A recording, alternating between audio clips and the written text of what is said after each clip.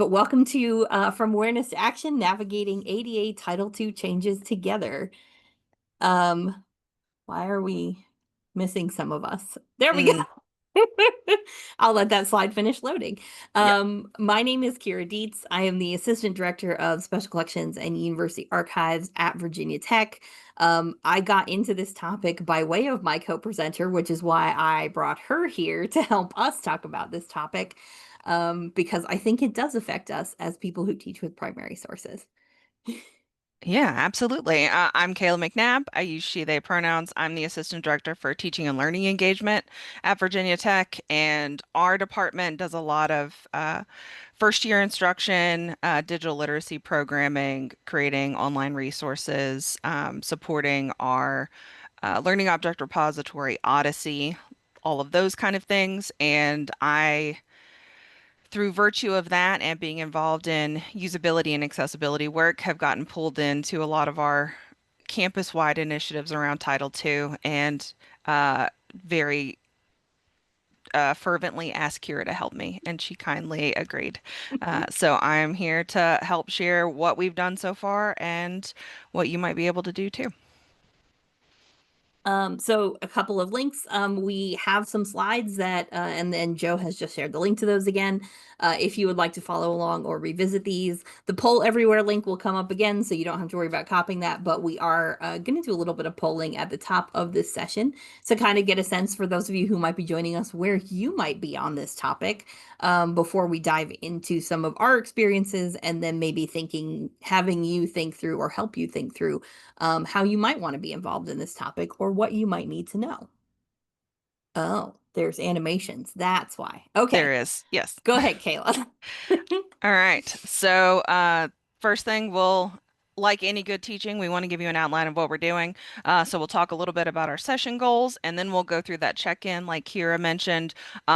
We are happy to go into more detail in various areas, depending on your questions at the end. Absolutely. But we want to hit that high level ADA Title II Part H. What is that? What are the ins and outs of what that looks like, a little bit about what we're doing, what we have done, and some things that you might use as you're thinking about a framework for approaching this on your campus, in your organization, at your institution. And And then we'll we'll have answer your Q&A. questions. Those animations are going to get me. Yeah. So our kind of big picture, we want to know what you know and what your experiences are, and we're going to share, like we said, about kind of where we're at. We want you to have some understanding of the ADA Title II requirements, especially if this is new information for you. We want to give you just a touch of the details of that so that you can start thinking about that in your context, identify those next steps for your compliance, and some questions or next steps that you might want to address with your colleagues or supervisors or other folks. So, Yeah. So we came up with three or four questions to kind of get a sense for everybody of where everybody is with this topic, because like I'll be honest, until Kayla came to me and said, "Hey, do you want to be involved in this?" I was like, "What are you talking about?" And so I've been learning as I go, and I still know that there's a great deal that I don't know. So I'm gonna click the start button. So we are using poll everywhere. You don't have to log in any way, shape, or form. You can go to the website and or there is a QR code in the corner of the slides. And if you want to take a second and tell us a little bit about what kind of institution you are at, however you want to define that. We came up with some broad ones, but there's no right or wrong answers. We're just kind of curious. and we do apologize if you fall into the other category. We tried to be expansive but not exhaustive. So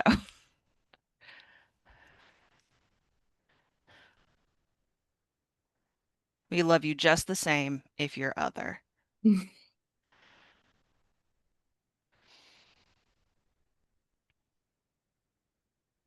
Now we get the awkward part of the waiting where we explore. Yeah, I always forget about the elevator music. it's built into Zoom now, and you just have to set it up ahead and forget almost I every will time. preface some of what we're going to talk about next by saying, regardless of which of these categories you may fall into, what we're going to talk about affects you. I was going to say there is no escape, but I don't mean it that way because this what we're going to talk about today is really an opportunity, as intimidating as it is for a lot of us, and I'm still suffering with some of that intimidation. But this is a great opportunity. Um, Also, it was a great opportunity for me to remember how Poll Everywhere works. Always good to get that reminder before the start of the fall semester. Okay, I'm gonna jump to the next one and turn that one on. So if you are on a mobile device or a website, it should change the poll question for you. So yeah, we thought we'd ask how you feel about Title II changes. So maybe you haven't heard anything, which is totally fine. That's great. We are happy to help you explore that today. Maybe you know a teeny tiny bit. Maybe you're somehow involved.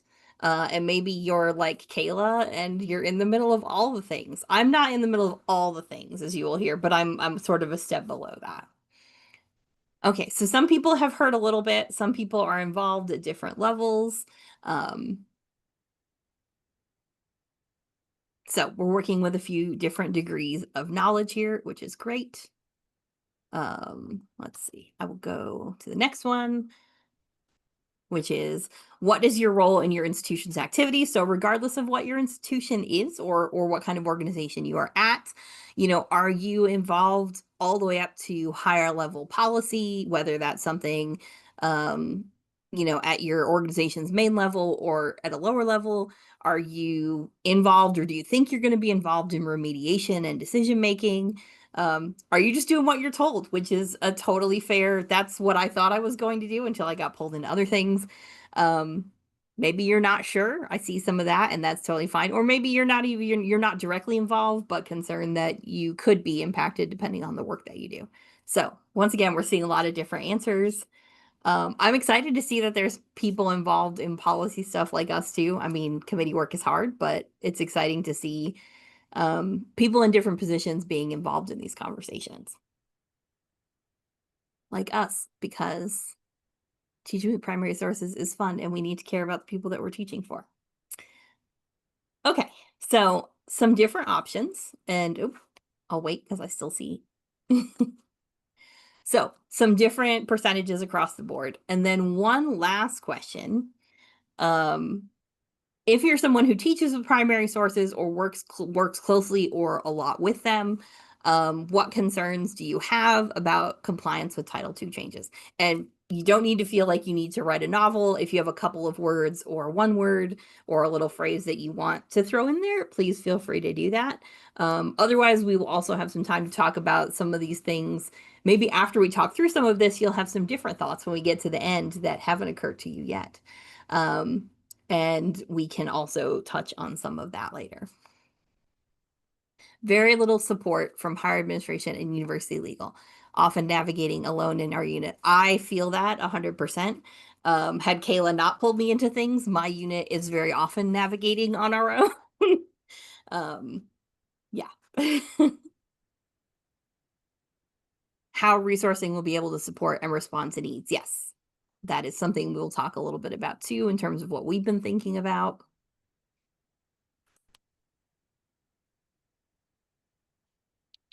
New to Title II and compliance, so at a very basic level and lots of concerns. Yeah. Hopefully, we can help you today a little bit in thinking through maybe some next steps, baby steps, or big steps. Various opinions about how archived web content exceptions may apply to our very large digitized primary source collection, so you're not sure what to think. Yes. Yeah, And how do we grimace remediate? emoji. Yes, grimace emoji. How do we remediate our documents in a way that doesn't halt projects? Yeah, how do we deal with the capacity to remediate and make things accessible? What are other universities doing? Hopefully, that's something we can come back to and talk about at the end of our session today, because I know what we're thinking about, and we know what we're thinking about and trying to figure out how to implement. But I know our way is not the only way. Major changes in work being implemented by IT, who have no awareness of how digital collections work. There's a big backlog. Yes. How people are trying to find loopholes instead of wanting to support students. Mm, okay. Um, and unclear about your own obligations or what concerns you should be raising. That one is one we're going to talk about today. So these are some really great things I think that tie into what we're talking about. I'm going to turn off that poll and we'll talk. I'm going to let Kayla talk a little bit because she knows way more about this than I do. Although we will both say neither of us are lawyers or experts. So we will, Kayla's going to offer you some insight into some of these changes and then we'll talk a little bit more about what we are doing here. Yeah, and we are doing our best, as many of us are. So we will lead with that as well. So, very high level, not going to get into the minutia. There are 5 titles under the Americans with Disabilities Act that was signed into law at the beginning of the 90s, and we are primarily talking about Title II, which focuses on public services. So, many, if not all of us, our public services. So that is the main focus for this. And then the ADAAA, there we go, also expanded the definition of disability more. So there were conversations around things like cancer, diabetes, epilepsy, things that fall outside of kind of your typical blindness, deafness, mobility issues that were expanded to be more so included with that augmentation. Next, please. There are also some fun facts in the notes that we're not going to dive into in too much depth, like Bush signed with 59 pins. So if you want fun facts, they're in the notes. Uh, so ADA basics. Title II, state and local government entities are included under this. There are kind of overall goal is just to prevent exclusion from folks participating in accessing or benefiting from any of the services, programs, or activities of such a public entity. So we want to make sure that everyone has access and is able to engage with these public goods. Um, And for this new subpart H of the Title II, uh, well, let's see, nobody said, say what now? So we know that it was not just out of nowhere, which is great. It did come fairly out of left field for me when I got an email asking me to be part of some of our conversations at the campus level. But this did start with a notice of proposed rulemaking in August of 2023, and then it went through that whole formal process, and there were comments. There were some updates that were made in response to the comments that were received during that portion, including some conversations about what level of compliance under the Web Content Accessibility Guidelines, WCAG, would be enforced. And they chose WCAG 2.1 AA, which has 30 single A and 20 AA success criteria. And this is one that's like inclusive. So there are AAA success criteria that are not required to be met under Title II, Part H. Oh, as a quick note on WCAG 2.1, those guidelines were released in 2018, and there were updated guidelines released in 2023. So we are mandated to use guidelines that were released going on 8 years ago. Currently. So that is also useful to keep in mind if you're looking at those guidelines and looking at 2.2 versus 2.1. That could be useful to look at in comparison. So what does this mean for us? And this was us thinking about libraries in and broader applications within higher ed. Um, Public web content and mobile apps must be accessible, period. This includes all web content and mobile apps provided by Virginia Tech or made available through third-party resources. So that's how we're communicating this to folks on our campus.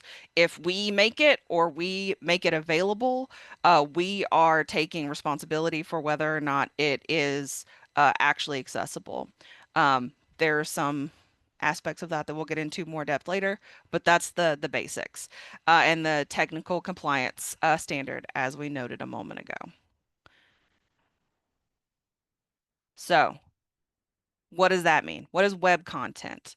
Videos, audio only media. So things like your podcasts or your interviews, web pages and app navigation and content, conventional electronic documents. So this is PDFs, Word documents, presentation files, spreadsheets, images, charts, graphs, forms.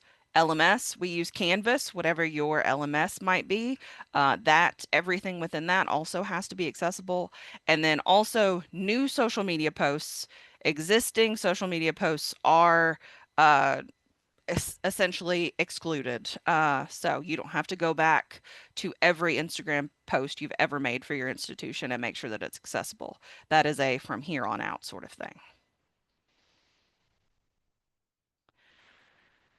So I know someone mentioned exceptions, and there is some detailed information about things that are exempt.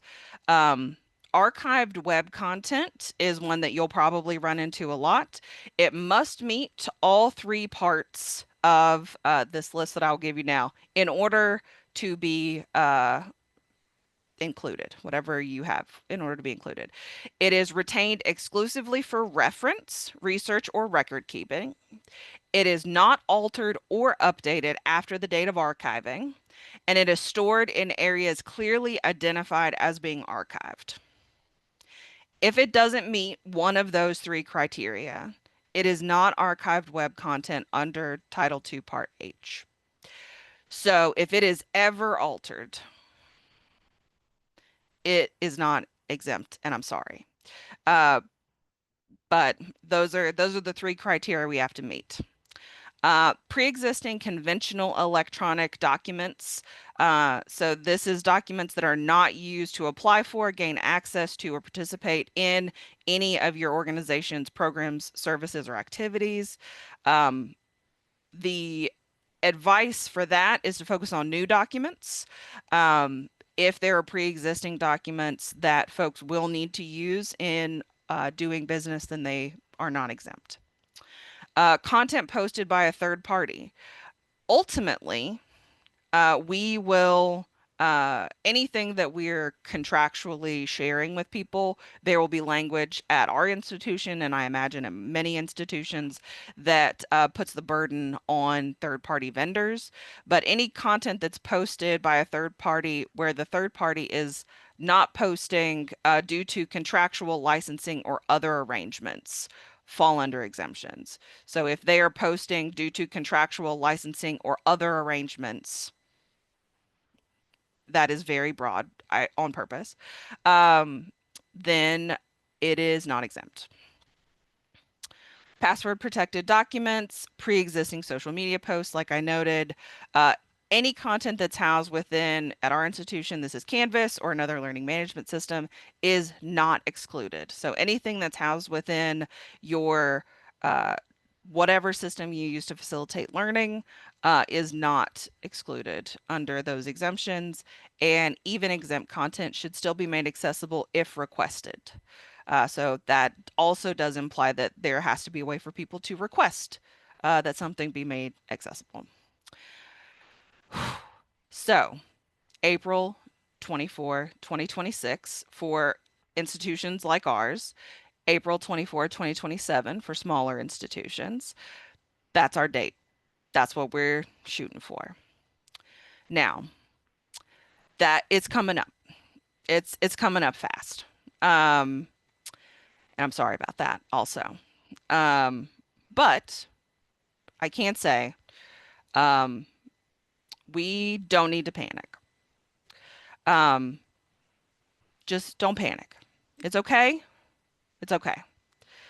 This is my dog Nola. She is not enjoying her witch's hat. Uh, and this is what she looks like when she's panicking. But what are we doing about it, Kira? What are we doing about it? We're not panicking. We're not panicking. I mean, some of us may have briefly, but so at the university level, and this is kind of before I got involved, this is how I got involved. There at our university, there is a working group that started working in 2024. They have a charge.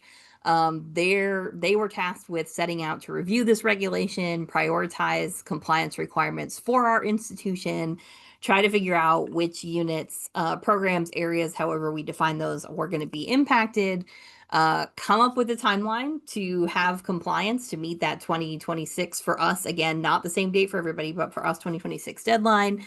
Identify training needs, identify resource needs, which again are some concerns that some people brought up, and recommend a communication plan to ensure that the campus community knows that this is coming, because the clock was ticking, is ticking, and we didn't want, or the university did not want everybody to be caught off guard.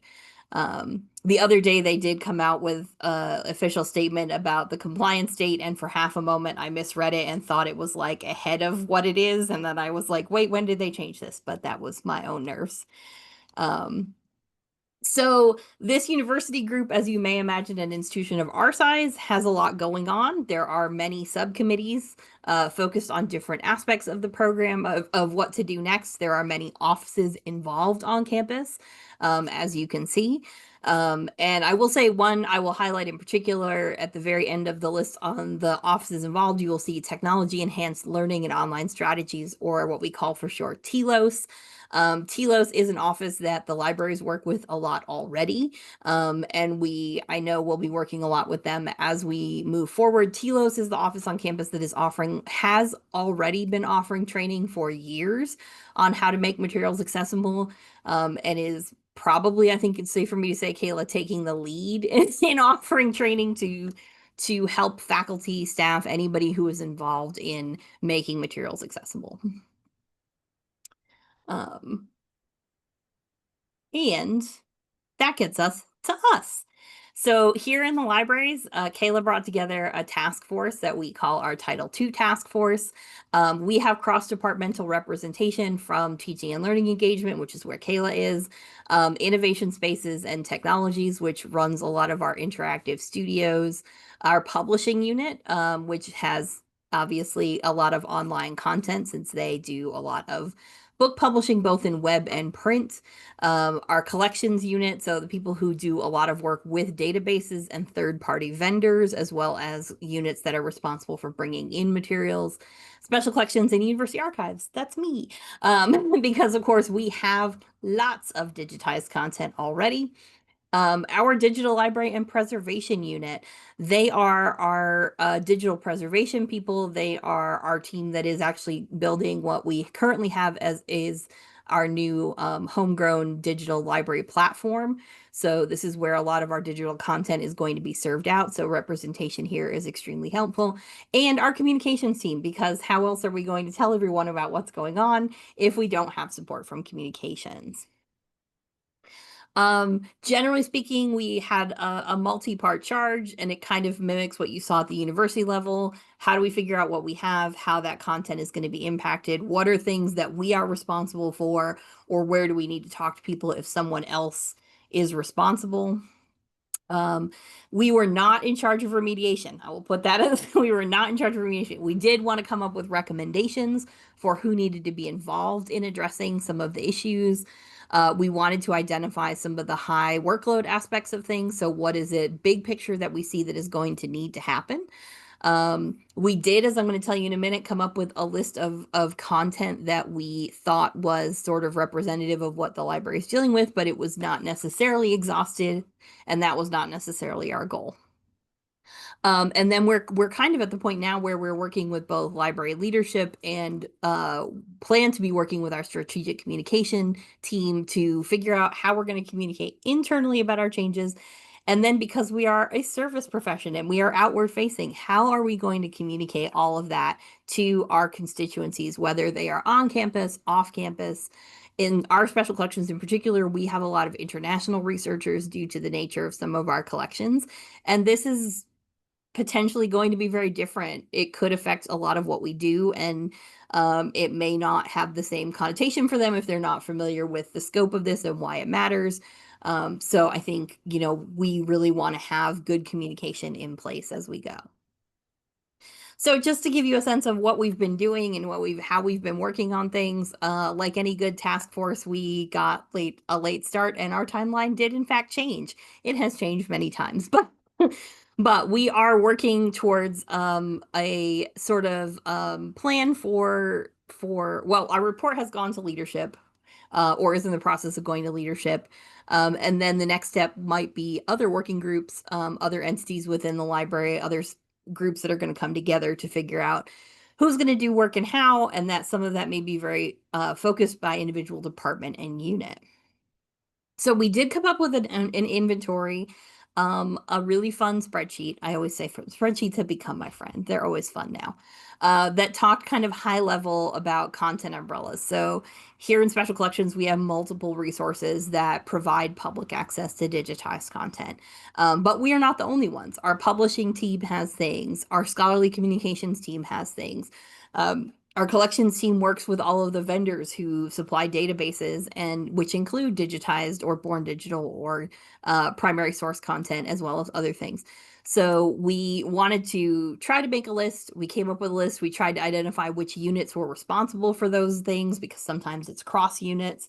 Um, so we sort of did a lot of brainstorming in a couple of meetings, and we kind of thought a little bit about, it's not necessarily our job to set priorities, but we talked about what the priorities might be, thinking about who uses these resources and how heavily are they used.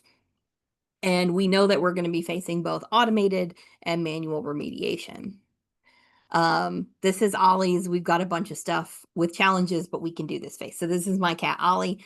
That is his thinking face. Usually he's thinking about whether or not to chomp on me, but that's okay. So what did we discover from making this list? We have a lot of web-based content. This may be something that many of you can sit here and say, you have a lot of web-based content. This content is scattered, and it is represented in a bunch of different places, and so it's not one single person or one single unit who is responsible. This content comes in a lot of different forms. Um, there's an and more on there, because those are the main ones I think we talked about in the course of our conversations: PDFs, images, videos, audio, websites, and databases. But there are probably things we have not even thought about. We have a lot to remediate, and very likely nobody's going to do that the same way. So how can we both provide good information without telling people this is the only way to do things, because there is not necessarily one way to move forward? So at this point, the task force is sort of wrapping up the summary report and working on communication plans and trying to think about what sort of structure we want to put in place within our library, because we are big fans of working groups and committees, to make sure that the work starts and the work continues, and that we are showing a good faith effort to do this work in a timely manner. So while I said not everybody's going to remediate the same way, we are all thinking about some next steps and questions. So I thought I would share some questions that have been in my head a lot lately. Who's going to do remediation? In my case, our special collections has 9 people in it. And then in addition, we do have student workers, but we have hundreds of thousands of images and files online. One of the big questions is, will there be resources to hire staff or outsource the work? Those are all possibilities, but we don't know what the resources from our administration, both in our library and our university, look like for that yet. What are the priorities that we want to set? So even within my unit, with the hundred thousands of things that we have, where is our priority? Is it on audio files that don't have transcripts? Is it on image files that don't have transcripts? Is it going to be, we don't know yet. So that's something we need to talk more about. What are our plans for the post-compliance date? So again, we talk about that date, and for us, it's 2026. But if everything's not done, which I'm not going to lie, it won't be for us. I can't speak for other units, but it won't be. What is our plan going to continue to look like? And then how are we going to meet needs going forward. So if we have something that we feel is meeting the exemptions, but someone has asked for access to it, then it is our obligation to make that accessible. That is our responsibility. So what is our plan going to look like for responding to requests when we move forward? Um, and at what point, the question we're struggling with right now is what do we decide? The point is that everything we make needs to be compliant now so that everything we're making going forward meets that while we're also starting remediation because we need to come up with a decision about what those best practices are going to be. So, with all of that in mind, what we thought was um, what we want to do from here on out is talk a little bit about what you might want to do based on where you are or what you're thinking about, whether this is a brand new topic to you, whether you have some idea of what's going on. So we called this a framework of sorts because I don't know that we're going to give you a framework to walk away with that's going to have all your answers. It's not, because that's not necessarily something we can do in an hour and 15 minutes. But we want to give you some prompts and some things to think about, some questions that maybe you haven't asked but want to ask, or some questions you haven't thought of yet, so that you can figure out where your institution may be in this process, how this process or how compliance might affect you. Because I mean, in my case, I'm thinking about all of the digital primary sources that students use, that we use in the classroom, and that students use on their own. And how do I explain in the classroom too? Like, how am I going to tell them that this is different and why this is different? So there's a lot to think about. Even if you are not someone who creates primary sources in digital form, if you're anyone that uses them, you may have to communicate some new things. So again, we're not going to have all the answers, but we hope that you can come away from today with some questions, some thoughts, some ideas, and hopefully some next steps. So some questions for you to consider as an individual. This is not a big picture you. This is you as someone who chose to come to this session. What should I be doing? Is there something that you should be doing? Is there something you should know that maybe you haven't been told? Or kind of a related question, what should you be asking? If you have heard people talking about this at your organization, what is it that can be communicated to you? Maybe no one's been talking about it. Is there someone that you should be asking? Um, are you particularly concerned about something in that relates more directly to your job? So if you are very much teaching with primary sources and that is your focus, um, what are the questions that surround that? Are there things you should communicate to people in the classroom? Are there things you don't need to communicate in the classroom? How I said, how do I want to be involved, or how might you? Maybe you don't, and that's okay too. You may not need to have an active role, but if there is a place for an active role, what might you want that to be? Um, will you have to be involved? Maybe not. That's a question for you and a question you can only answer at your organization. And then as I keep coming back to this, how will this affect my work? So how will it affect your work as an individual? How might it affect the work that happens in your department or unit within your organization? Whatever that size may be, because you may have a lot of things that you are being asked to do, and that's going to be challenges is setting those priorities. Can I add one Yes, question to that? go for it. Um, what resources do you have, and what resources do you know you need? If you can identify that, then I think that is also really helpful at this outset. And I know someone mentioned resources in the questions earlier, and I wanted to touch on the Department of Justice does say that they expect that implementing this should not, I guess, at the point that it creates a quote unquote significant uh, burden, cost burden, um, then they would think about kind of judging that in any sort of complaint that comes up. So, what does significant mean? In legal terms, according to the Department of Justice, that is 1% or less of an entity's budget.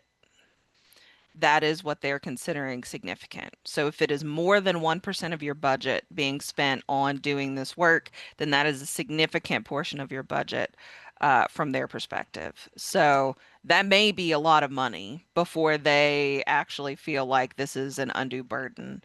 So that's also useful to keep involved. Great at a time when budgets are being trimmed. So again, these are kind of some questions to be thinking about now, especially if this topic is new to you. Um, I think some bigger things to think about after today and maybe after some of the conversation that we hope to have with y'all shortly. Um, you know, this is not going to be you're going to ask a list of questions and then you're done. As many of us know, sometimes asking questions gets you volunteered for things. So I will say you decide how and when you wish to ask your questions. Um, but in terms of thinking about things after today, what are the ongoing questions that you have? Or if you start having discussions within your organization or parts of your organization, where can you continue to raise questions? Who do you know who can answer those questions? If you don't know, maybe one of your first tasks, and we're going to talk about some potential first, we're going to brainstorm some potential first steps. Maybe one of those is figure out who I should ask these questions of. And that's a great first step if you're not sure. Um, Depending on the size of your institution, that could be a really easy question or it could be a really hard question. I think if I hadn't gotten involved in this in the way that I had with Kayla and others, I wouldn't know where in an institution of my size to go to begin asking questions. So that can be a really big first step. Communication is going to be a key thing, right? We've touched on this a little bit. We are trying to come up with communication plans internally to our library, externally to our library, to our constituencies who may be on our campus and off our campus. And all of those are different audiences, right? We communicate to students maybe in a different way. We communicate to faculty. We communicate a different way, and no, in my institution, to administrators. So how does that communication look the same for everybody? Because this is something that is legally mandated, or is it still kind of tweaked and nuanced in different ways? More pertinent to teaching, how does this affect instruction or instructional design changes, right? Is this going to change the way you introduce digital materials or publicly accessible materials in the classroom? Is it going to change the way you engage with the faculty and instructors who approach you about those classes? Is it going to change how you explain resources in the classroom? These are all things I'm thinking about, and I don't have my answers yet because this hasn't fully, because we're not into the point of compliance yet. But as we get into remediation, I think these are things we have to think about because this is always, as I keep saying, as we keep coming back to, about public facing documentation. And because it's about public facing stuff, we can't just change it and then like hope for the best. um, well, you can. Let me say that you can, but I've never been on the good end of that. Kayla's It's nodding. possible you could do that, but Yeah. yeah. If you collaborate with faculty a lot, because we talk a lot in TPS about faculty collaborations, and you have ongoing collaborations, how are those faculty going to be impacted, and are they going to come to you, or any other partners that you have? I know in our library, people often come to us and say, "How do I do this thing that I'm supposed to be doing?" Um, so that's an added element of how might we also help colleagues who might come to us because they see us in a service position and say, "Oh, how do I resolve this?" and and we may not be able to help them with all of that, but it is something that could come up in the context of instruction, how we design instruction and how we do instruction. Um, I think, as always, it behooves us to be adaptable and flexible, right? We're going in my library, in my special collections, we are going to come up with a remediation plan. We're going to implement that plan, fingers crossed. It will go according to plan. But we know that we're going to get into things and things are going to take more time, or it's going to have to be a quick reprioritization when something else comes to the forefront, or we realize we need to prioritize different work. It may mean from an instruction perspective that I shift closer to this deadline what I use, what digital resources we use in the classroom. Maybe I want to work more with things that I know are ready and are compliant. And if there are things that we are still working on, those may not be the things that I bring into the classroom in the same way. But I also want to talk about advocacy because when Kayla and I were brainstorming the session and when we've been planning it, We kept coming back to we didn't want to forget the point that this is really an opportunity. The goal of all of this compliance, because compliance is a scary word, is about making these materials accessible to everybody. And I think that that is sometimes lost in we have to meet this legal thing for a reason. But we want our materials to be accessible to everybody, and shouldn't that be a big piece of what we do? Even if the way that we've tried to do that so far doesn't meet the expectation now, this is still a good goal to be working towards. And so I'm trying to frame it for myself and for others more in thinking about how this is going to benefit our users and benefit the people that engage with our materials in a lot of great ways. Um, I don't know if you want to add anything there, Kayla, but No, I think you really got it. Yeah, this is uh, with accessibility, it is always a fine line, right, between feeling like someone said in the comments before, that there's kind of like a malicious compliance aspect that some folks may be feeling like, what is the bare minimum that I can do to technically be compliant? And I think a lot of folks in organizations like all of ours are really focused on uh, democratic access to information and making sure that everybody can find and use our resources just aligns with that. It makes sense. Uh, we yeah. hope we're preaching to the choir, and I think we are.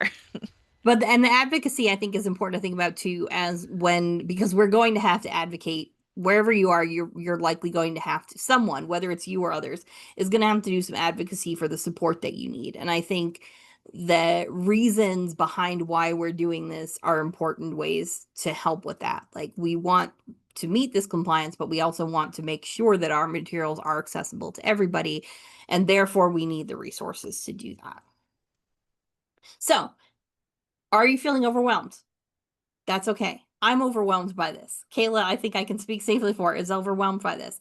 It is not on one person at one institution to solve, at any one institution to solve all of these things. So that is okay. We wanted to kind of take a step back. And if you are new to this idea, if you are not heavily involved in what your institution is doing, we thought about maybe some easy first steps. And I'm actually going to throw this question out there. And if you have ideas and would like to share those in chat, we are happy to have you do so. So, if you think about this, what's one thing, one action, can be really big, it can be medium sized, it can be really little. What is one action you can take to help yourself prepare in the next month? Um, and if you, like I said, if you have ideas you'd like to share, we encourage you to put those in chat. Do Um, we want to go ahead and pause the recording if folks We want to? can. We can also do that. So we're still going to talk, but very likely, oh, but very likely that this is something that is coming, and you should at least kind of have a sense of what's going on, even if you're not directly involved. Like I've said, I am of the mindset. I know that compliance at my institution here is going to have some impact on instruction and teaching with primary sources, but that could vary by class, by faculty member, how we use those resources in the room, how the faculty members assign those resources, even if they never come to special collections. I do have a faculty member who was like, "Oh yeah, I'm going to assign them. They're going to come here for a visit," but then she was also like, "Oh, and I'm going to assign them a project to use something digital." And I was like, "Wait, what?" Like from your website. And I was like, cool, but we should also talk about that. Um, but again, this is not a bad change. This is a good thing where we can advocate for some improved accessibility for the content that we offer. Also, Kayla has a great decision tree. I will pull the link from our notes. If you would like to use this, I think if I let's see, we can look at it Yeah, I think so. if it wants to load. That's Jump always a into concern. There we go. um, Zoom in a little bit here. So we have a decision tree that might help you figure out whether a file is or a digital object or an item is something that needs to be remediated, and what you might need, how you might need to do that. Um, And that can be a lot of, as it's a decision tree. So as you can see, there's a lot of decision making involved here. Is this something that was used, is something that's been used recently? If not, then maybe you meet all of the compliance and all the criteria for an exception, and you can say this is an archived file and we don't need to do anything with it. If it's something that's used recently or frequently, then you get into this much larger tree of thinking about what kind of file it is, whether it's machine readable, whether it contains images or a combination of images and text. How is that document structured? Um, is it video or audio? What are the requirements for on top of that? So if we're dealing with video, and audio, does it have the right transcriptions and subtitles? If not, that's probably something you're going to need to work on. Um, this also, the tree also covers stuff like alt text and descriptions for images. And so I think this is a really helpful way if you're, kind of walk through individual items in conjunction with some of the bigger conversations we've been having. Kayla's the queen of links, so she's sharing a few more things that in terms of resources that I think are maybe helpful if you are learning as you go, as many of us are. So she's also my expert to go to on universal design for learning. And so she's done presentations within our library about that. And so how can we create classroom content for instruction that is accessible? I'm trying to get better and better when I do make things now, like to stop and pause and think about what I'm creating and how accessible it might be. And there are some tools for doing that. And so how can I start integrating these practices every day now is helping me thinking forward. Now I don't have to worry, well, I have to do this starting on April 24th, 2026. No, I can start doing this now and get myself in the habit of moving in this direction. Okay, so we've done a lot of talking. Are there questions that you all would like to ask us? We can stop recording again. I think we turned it back on, but maybe Heather, we can pause it again. Are there questions you want to ask us? Because